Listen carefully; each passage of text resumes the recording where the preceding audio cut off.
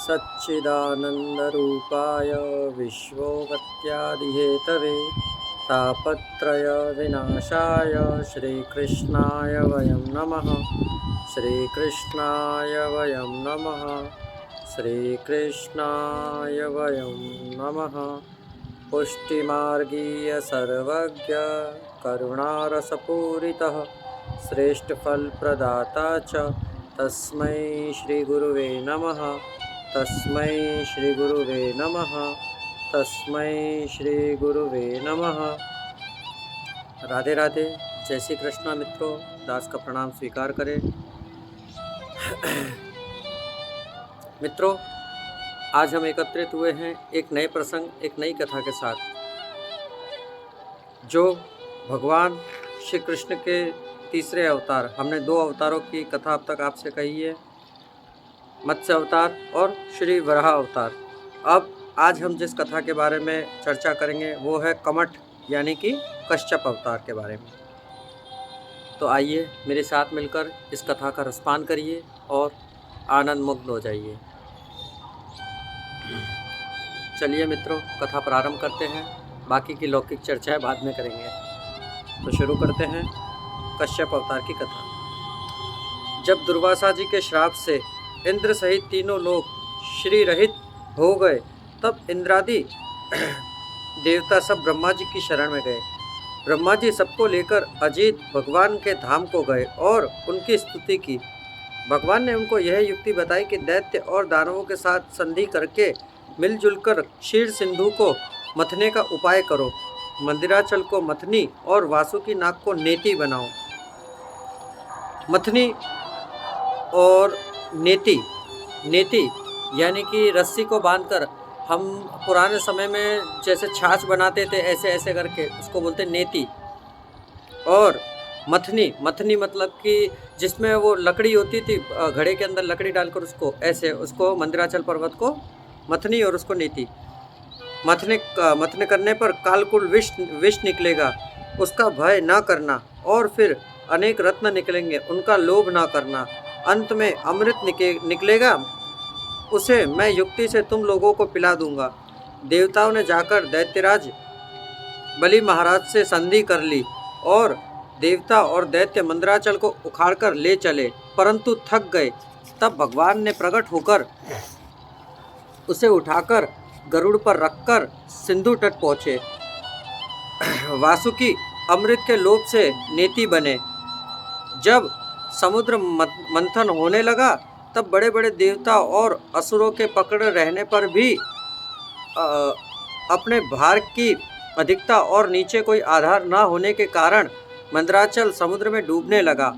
इस प्रकार अपना सब करा कराया मिट्टी में मिलते देखकर उन सबका मन टूट गया।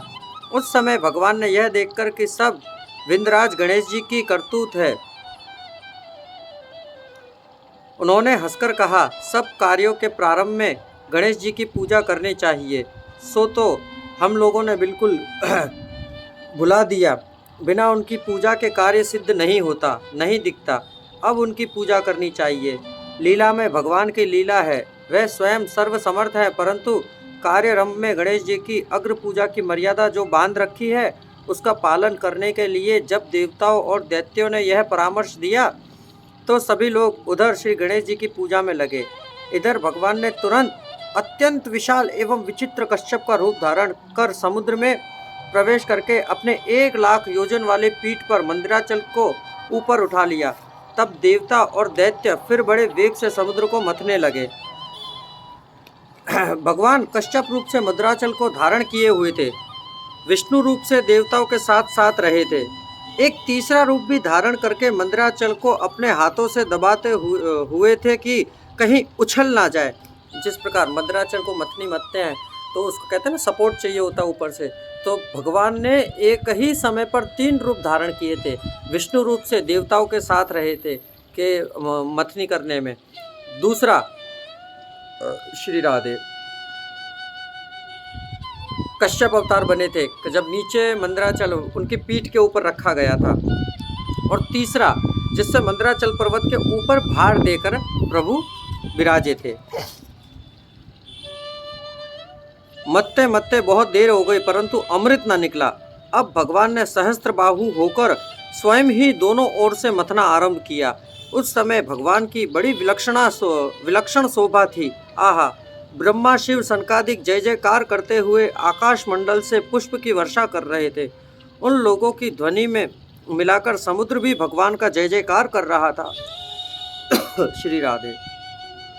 समुद्र से सर्वप्रथम हलाहल कालकूट विष प्रकट हुआ। उसे त्रिलोक्य जलने लगा तो उसे देवादिदेव महादेव ने ग्रहण किया।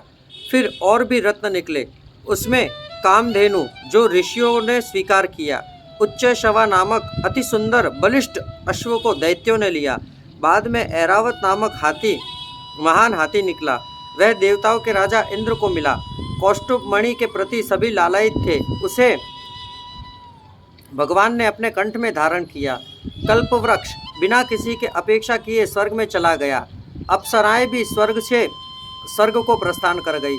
भगवती लक्ष्मी ने अपनी ओर से उदासीन रहने पर भी सर्वगुण संपन्न भगवान विष्णु को वरण किया। वारुणी देव को दैत्यों ने बड़े चाव से लिया। धनुष तो किसी से उठा ही नहीं, तब भगवान विष्णु ने उसे धारण किया। चंद्रमा को अनंत आकाश विचरने के लिए दे दिया। दिव्य शंख तो भगवान ने स्वीकार किया। अंत में अमृत कलश हाथ में लिए हुए प्रकट हुए धन्वंतरी जी महाराज।